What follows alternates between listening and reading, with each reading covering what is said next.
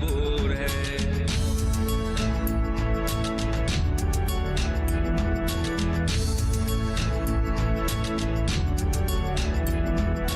थमी हुई कश्ती बहते पानी में उतार दो, मिल के जरा ले लो, मिल के जरा ले लो, मिल के जरा ले लो, मिल के जरा ले लो। चंदा देवी, आपने मुझे यहाँ इस तरह क्यों बुलाया है? ठाकुर साहब, हम आपसे कुछ जरूरी बात करना चाहते हैं। मुझे तुम्हारी कोई बात नहीं सुननी। मैं जो कह रहा हूँ वो बिल्कुल सही है। भलिया, हम तुम्हें यहाँ चेतावनी देने आए हैं।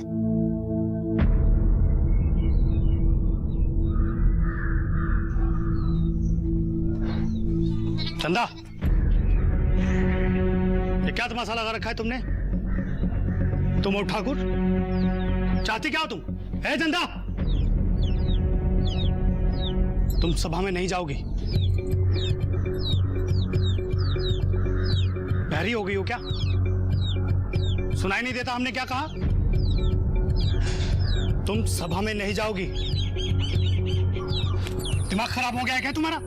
जानती नहीं कि हम क्या कर सकते हैं? सोचना भी नहीं। अगर अब मुझे कुछ हुआ तो तुम सीधा जेल जाओगे और दुनिया की कोई भी ताकत तुम्हें बचा नहीं पाएगी। इसीलिए अच्छा यही है तुम अब खामोश रहो।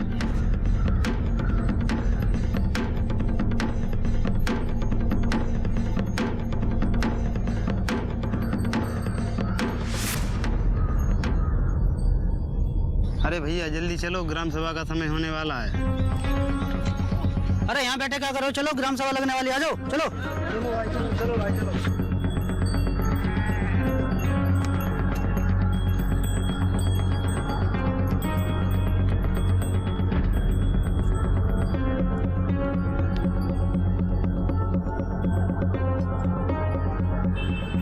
अरे प्रकाश भाई, चलो चलते हैं चाय पीने। अरे भाई, चाय पियेंगे बाद में, पहले चलो ग्राम सभा। ठाकुर साहब और चंदा जी पहली बार सभा को संबोधित कर रहे हैं। चलो भाई चलो। चलो चलो चलो भाई, चलो चलो चलो। माँ जल्दी चलो, ग्राम सभा के लिए देर हो रही है। बेटा पानी तो पी लेने दो। माँ जल्दी करो, बहुत देर हो गई। इतने क्यों उतावली हो रही हो? मुझे चंदा काकी को देखना है। चल चलते। बीमा, ग्राम सभा की तैयारी है पूरी? अरे भैया जी, पूरी तैयारी है, एकदम ठगाठग। आपने अपनी जिम्मेवारी समझ ली ना, तो बस फिर क्या चिंता है। चलो फिर चलो।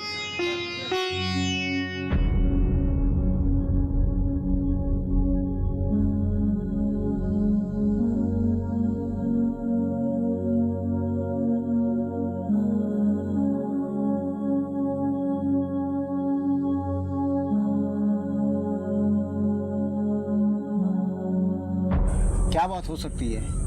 आखिर ठाकुर साहब और चंदा देवी एक साथ? बड़े ताज्जुब की बात है। ठाकुर साहब और बलिया के बीच के रिश्ते तो एक जमाने से खराब हैं। ठाकुर साहब पर जो जानलेवा हमला हुआ था, सुनते हैं उसमें बलिया का ही हाथ है।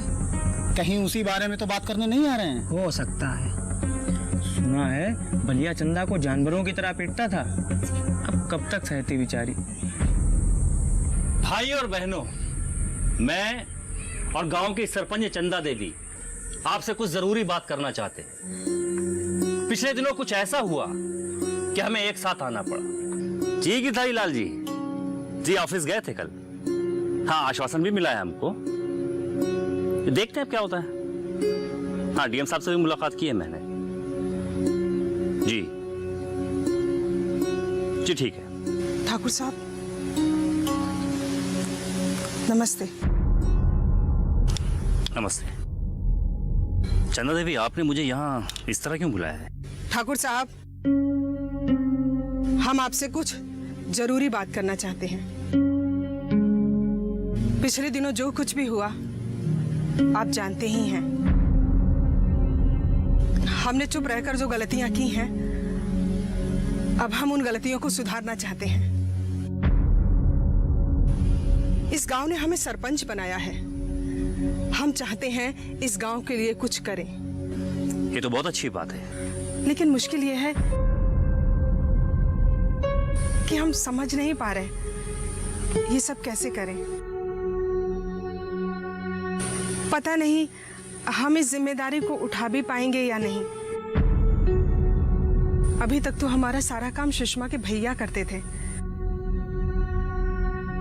उन्होंने हमारे नाम का बहुत गलत फायदा उठाया है। अब हम उन गलतियों को सुधारना चाहते हैं।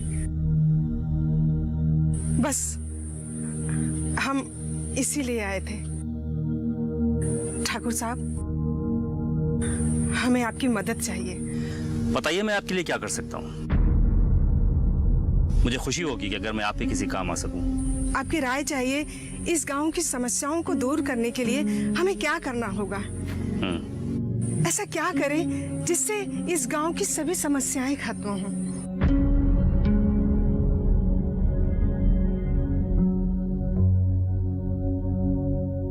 उस दिन चंदा देवी की बात सुनकर मैं सोच में पड़ गया कि अगर हमारे गांव की सरपंच चंदा देवी इस गांव के लिए काम करना चाहती हैं, तो क्यों ना हम सब मिलकर गांव के लिए काम करें। ठाकुर साहब, जब से भीमा भैया ने कहा है ना, तब से हम कूड़ा सड़क के किनारे नहीं डालते। अरे ये तो बहुत अच्छी बात है, लेकिन हमें और भी बहुत सारे जरूरी काम करने हैं और इसके लिए एक हमने तरकीब निकाली। अच्छा, आप लोगों को पता है कि हमारे देश और राज्य की सरकारें किस तरह से काम करती हैं? होता यह है कि एक मुख्यमंत्री होता है और बहुत सारे मंत्री होते हैं। ये सब साथ मिलकर काम करते हैं। तो हमने सोचा हम अपने गांव के लिए सरकार का एक छोटा सा मॉडल क्यों ना तैयार करें। इसके लिए हमें कुछ करना होगा। गांव से हम कुछ लोग चुनेंगे जिनकी अलग अलग जिम्मेदारियां होंगी। ऐसी बहुत सारी समितियों का हम गठन करेंगे। ऐसी बहुत सारी समितियां होंगी, जैसे कि जल समिति जो कि पानी की समस्या का समाधान करेगी, पशु समिति, शिक्षा समिति, ऐसी बहुत सारी समितियों का हम गठन करेंगे और जो हमारे सरपंच के नेतृत्व में काम करेंगी। तो आप लोग बताइए इसके बारे में आपका क्या सोचना है। ठाकुर साहब, ये तो बहुत ही अच्छा तरीका है। तो फिर ठीक है वीर, इसके लिए मैंने एक छोटा सा प्लान तैयार किया है। मैं चाहता हूं तुम इसे एक बार पढ़ लो और जो भी कुछ घटाना बढ़ाना हो तो देख लो। जी ठाकुर साहब, मैं एक बार पढ़कर एक एक्शन प्लान तैयार करता हूं जिससे कि काम शुरू किया जा सके। तो फिर कल हम एक बार फिर मिलेंगे और आपको समितियों के बारे में पूरी जानकारी देंगे। और जो लोग भी अपना योगदान देना चाहें वो वीर से मिल लें। और आपको यह भी बताना होगा कि आप किस क्षेत्र में अपना योगदान देना चाहते हैं। अगर किसी भी क्षेत्र में आपका पहले से कोई अनुभव है तो वो भी हमें बताइए, और कोई सुझाव है तो वो भी बताइए। हाँ हाँ ठाकुर साहब, शराब की दुकान भी बंद होनी चाहिए। ठाकुर साहब, राधा बिल्कुल ठीक कह रही है। पहले तो शराब पे पैसे बर्बाद करके घर का सुख चैन बर्बाद करते हैं और उसके बाद बीवी बच्चों को मारते पीटते भी हैं। ये तो बिल्कुल सही बात है। शराब बहुत बुरी चीज है, हम सबको इससे बचना चाहिए। सही कहा ठाकुर साहब। हम सब जानते हैं कि गांव में अवैध तरीके से कच्ची शराब बिकती है। ठाकुर साहब, सिर्फ शराब ही नहीं, जुआ सट्टा ये भी बंद होना चाहिए। बिल्कुल बिल्कुल। भाइयों और बहनों, इन गलत कामों को बंद कराने के लिए हम सब साथ हैं।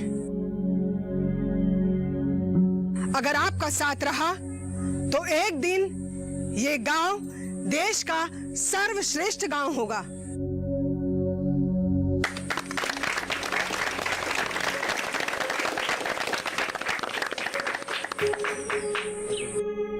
ठाकुर साहब, आपने हमारी आंखें खोली हैं।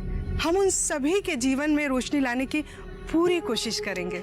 सुषमा, मेरी बात ध्यान से सुनो। जब तुम पढ़ लिख कर इस गांव में वापस आओगी तो इस पूरे गांव के लिए मिसाल बनोगी।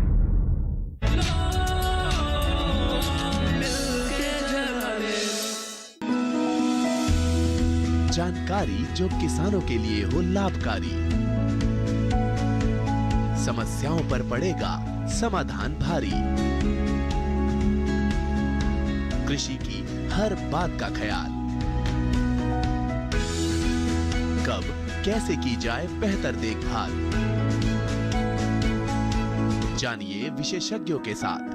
देखिए खेत खलिहान सोमवार से शुक्रवार सुबह 7 बजे डीडी किसान पर।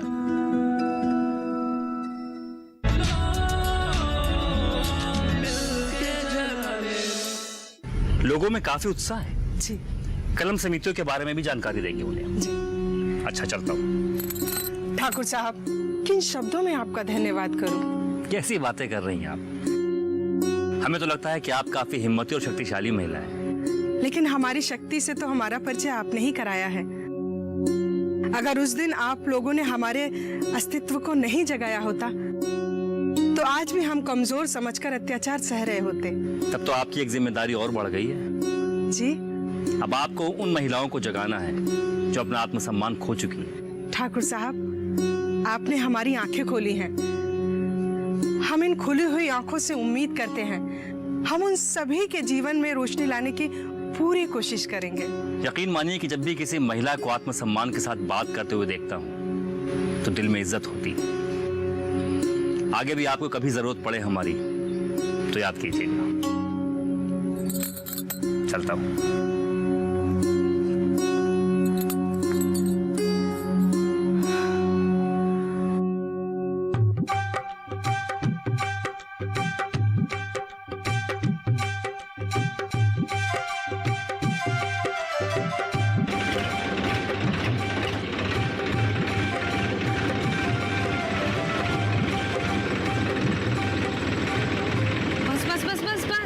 यहीं तक,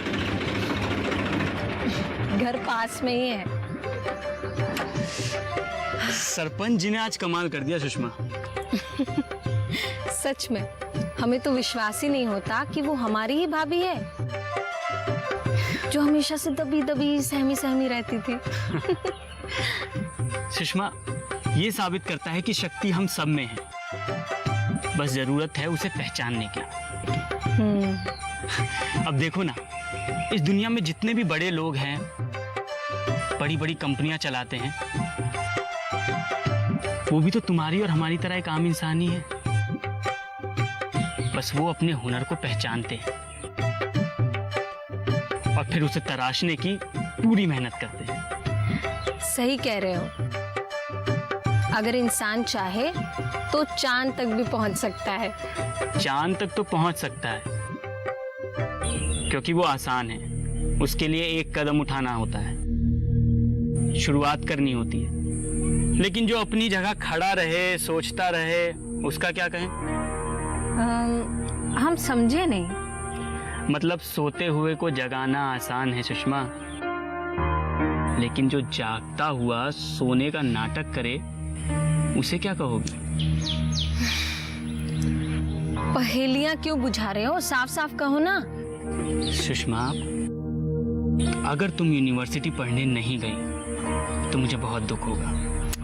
वीर, सुषमा, मेरी बात ध्यान से सुनो। तुम्हारे अंदर बहुत प्रतिभा है और तुम्हें उसे यूं बर्बाद नहीं होने देना चाहिए।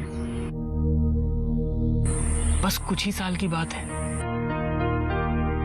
फिर जब तुम पढ़ लिख कर इस गांव में वापस आओगी तो इस पूरे गांव के लिए मिसाल बनोगी। पर वीर, हम तुम्हारे बिना क्या करें? मैं कहीं नहीं जा रहा हूँ, मैं यही हूँ तुम्हारे पास।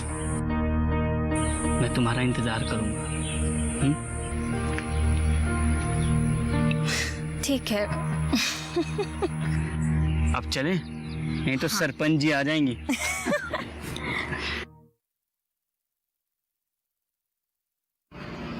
ठाकुर साहब, ठाकुर साहब, अरे क्या बात है काजल? आप आइए जल्दी, बैठिए यहाँ। क्या हो गया? बैठिए तो। अरे भाई बताओ तो, हुआ क्या है? कुछ नहीं, आप चुपचाप बैठिए। अरे ये क्या कर रही हैं आप? नजर उतारते वक्त बोलते नहीं। काजल, हम बच्चे थोड़ी रहे हैं। चुप रहिए। आप भी बच्चों के तरीके से। बच्चे नहीं है आप, लेकिन बच्चों से ज्यादा मासूम है। गांव में सब आपकी कितनी तारीफ करते हैं। अभी भी सब आपके बारे में ही बात कर रहे होंगे कि कैसे चंदा दीदी की आपने मदद की, ये जानते हुए भी कि वो बलिया के घर से हैं। जानते हैं ठाकुर साहब, हमारी माँ कहती हैं कि नजर जो है पत्थर को भी तोड़ सकती है, इसीलिए ये जरूरी है। महेंद्र जी ठाकुराइन जी। जल्दी आओ, ये ले जाओ, इसे चप्पल से पीट देना। हो गया आपका? जी। महेंद्र, अब आप यहाँ बैठिए। हम? बैठिए। जी ठाकुर साहब। हम क्यों? अब भाई हम आपकी नजर उतारेंगे। हमारे क्यों? बैठिए। अरे भाई आप इतनी भोली हैं, इतनी मासूम हैं, आपको कहीं हमारी नजर न लग जाए। ठाकुर साहब।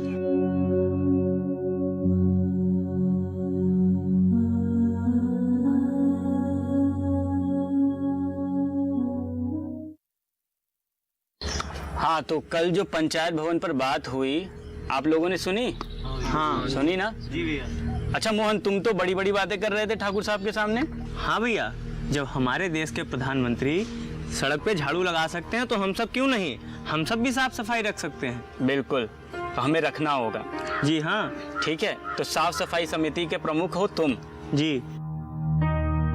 मोहन, हम तुम्हारे साथ 10-15 लोगों को और ले आएंगे और तुम सब मिलकर इस बात का ख्याल रखोगे कि गांव में साफ सफाई का खास तौर पर ध्यान दिया जाए। तो वो ध्यान तुम रखोगे। जी। और कोई इसमें जाना चाहेगा इस समिति में? भैया जी, हमें साफ सफाई समिति में डाल दीजिए। ठीक है, आप अपना नाम बताइए। अनुज। अनुज, एक मिनट। ठीक है। अच्छा, इन समितियों के अलावा एक और समिति बनेगी, शिक्षा समिति। उसमें कौन जाना चाहेगा? भैया हमको शिक्षा समिति में भेज दीजिए। आप जाएंगे? हाँ हम जाएंगे। कितने साल के हैं आप? 16। तो अभी आपको पढ़ाई करनी होगी पहले। जब आप 18 से ऊपर हो जाएंगे तब आप इन जिम्मेदारियों को उठाएंगे। ठीक है? ठीक है। तो अपने आप को पढ़ाइए, पढ़िए, लिखिए और सशक्त बनाइए, जिससे आप गांव को आगे बढ़ाने में अपना योगदान दे सकें। ठीक है? ठीक है। चलिए। इसके अलावा हमने कुछ और समितियां बनाई हैं, जैसे पर्यावरण समिति, जिसमें हमें पर्यावरण का खास ख्याल रखना है। मैंने बात की थी ना जैविक खेती के बारे में जी, जहां मैंने ये भी कहा था कि रासायनिक पदार्थों का इस्तेमाल नहीं करना है। तो कौन इस समिति में जाना चाहेगा? भैया जी, मुझे पशुपालन समिति में डाल दीजिए। आपको पशु में डाल दें? जी। आप पशुपालन ठीक से करते हैं? जी। तो आपके साथ कुछ लोग हैं जो आपके साथ जुड़ सके? जी अभी नहीं, लेकिन मैं ले आऊँगा। जोड़ लेंगे? जी। ठीक है, अपना नाम बताइए। मेरा नाम प्रेमपाल। प्रेमपाल, ठीक है। हाँ, स्वास्थ्य समिति में कौन जाना चाहेगा? बच्चों को सही समय पर टीके लगने भी जरूरी हैं, तो उस बात का ध्यान भी तुम्हें ही रखना पड़ेगा। तुम्हें घर घर जाकर लोगों को इसके बारे में जागरूक करना होगा। गांव का कोई भी बच्चा शिक्षा से वंचित ना रहे। कुछ बच्चे हैं जिन्होंने अपनी पढ़ाई बीच में छोड़ दी, तो तुम्हें उन्हें वापस स्कूल लेकर आना है।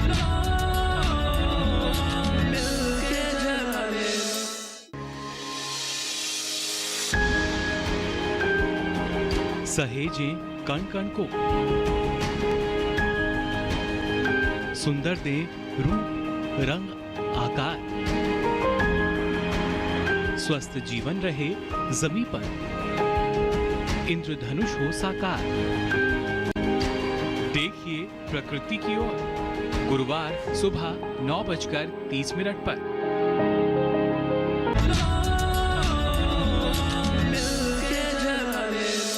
हाँ, स्वास्थ्य समिति में कौन जाना चाहेगा? मैं। आप लेंगे? क्या नाम है आपका? राघव। राघव, ठीक है राघव, आपको इस बात का ध्यान रखना है कि गांव में स्वास्थ्य को लेकर कोई लापरवाही ना बरती जाए। अच्छा, मैंने देखा है कि आप लोग अक्सर खाना खाने से पहले हाथ नहीं धोते हैं। खाना खाने से पहले हमेशा हाथ धोइए, क्योंकि आप इतने सारे काम करते हैं, खेतों में जाते हैं, पशुओं को छूते हैं, है ना? तो खाना खाने से पहले आपको ठीक से हाथ धोना है। कम से कम 20 सेकंड तो हाथ धोने ही चाहिए। ठीक है?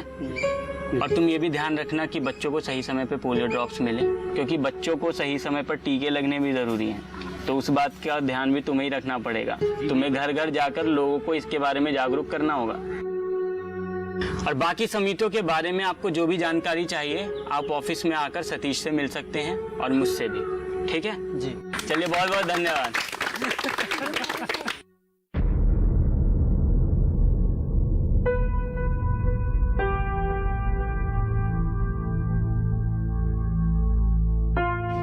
वीर भैया। अरे रेखा, आओ। बैठो। तो हमें आपसे एक बात करनी है। बताओ। पहले वादा करो कि आप मना नहीं करोगे। अरे बताओ तो, बात क्या है? ये बताइए कि आप हमें कौन कौन सी जिम्मेदारियां दे रहे हैं। तुम बताओ, तुम्हें कौन सी जिम्मेदारी चाहिए? सबसे इम्पोर्टेंट और अच्छी समिति में डालना हमको। अब ऐसे देखा जाए तो सारी समितियां इम्पोर्टेंट हैं। अच्छा ये बताओ, तुम्हें किस काम में सबसे ज्यादा इंटरेस्ट है?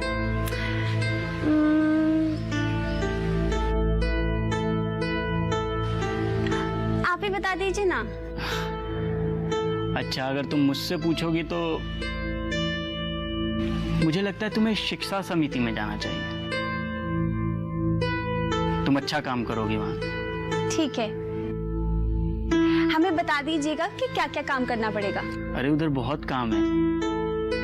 जैसे तुम्हें ये देखना होगा कि गांव का कोई भी बच्चा शिक्षा से वंचित ना रहे। कुछ बच्चे हैं जिन्होंने अपनी पढ़ाई बीच में छोड़ दी, तो तुम्हें उन्हें वापस स्कूल लेकर आना है। और मिड डे मील, तुम्हें इस बात पर नजर रखनी है कि बच्चों को खराब खाना ना मिले। तो इस तरह के बहुत सारे काम हैं जो तुम्हें करने होंगे। तो बहुत जरूरी काम है। ठीक है, हम शिक्षा के लिए काम करेंगे। आप हम पे विश्वास कर सकते हैं। हम मन लगाकर काम करेंगे। मुझे पूरा विश्वास है रेखा कि तुम अच्छी तरह काम करोगी। अच्छा रेखा, बुरा ना मानो तो एक बात कहूं। हाँ हाँ, हम आपकी बात का बुरा क्यों मानेंगे, बताइए ना। रेखा, मुझे लगता है कि तुम्हें अपनी आगे की पढ़ाई जारी रखनी चाहिए। रेखा देखो, सुषमा ने भी फाइनली यूनिवर्सिटी जाने का प्लान कर लिया है। अगर तुम भी उसके साथ फॉर्म भर दोगी तो तुम दोनों सहेलियां यूनिवर्सिटी साथ जाओगी और पढ़ाई के साथ साथ यूनिवर्सिटी लाइफ भी एंजॉय करना। लेकिन वीर भैया, हम नहीं जा सकते। क्यों? अच्छा, अगर तुम ऐसा सोच रही हो कि भीमा को इस बात का बुरा लगेगा तो मुझे पूरा विश्वास है कि भीमा इस बात को समझेगा। नहीं, भीमा पर हमें पूरा विश्वास है। अगर हम उससे कहेंगे तो वो कभी मना नहीं करेगा। बात कुछ और है। और वो क्या? अम्मा यहाँ अकेली है और हम उन्हें अकेला नहीं छोड़ सकते। इसीलिए हमने भीमा को भी बोल दिया है। शादी के बाद अम्मा हमारे साथ रहेंगी। अब लड़का लड़की बराबर हैं, तो जिम्मेदारियां भी तो बराबर होनी चाहिए। वो बात भी ठीक है। चलो कोई बात नहीं, तुम एक काम करो, तुम मास्टर्स का फॉर्म ओपन स्कूल से भर दो। लेकिन कुछ नहीं, ये एक बहुत अच्छा फैसला साबित होगा रेखा। क्या सोच रही हो? कल सुबह आओ और पंचायत ऑफिस से इंटरनेट से फॉर्म डाउनलोड करके भर दो। अब कुछ नहीं सोचना।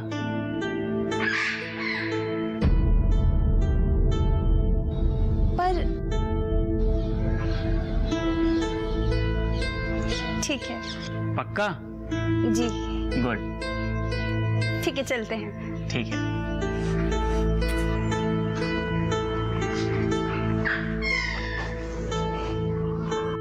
ये गांव वालों को गांव के विकास प्लान में जोड़ने का जो नया तरीका आपने निकाला है ना, ये सच में बहुत अच्छा है। तुम्हारे भैया तो मुझे पहले ही धमकी दे चुके हैं। क्या? सुषमा से दूर रहना।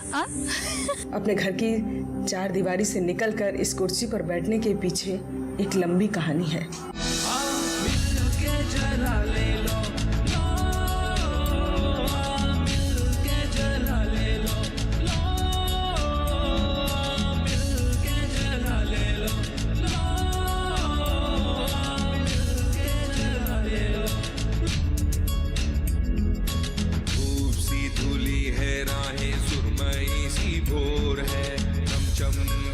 पानी में सुर सराबोर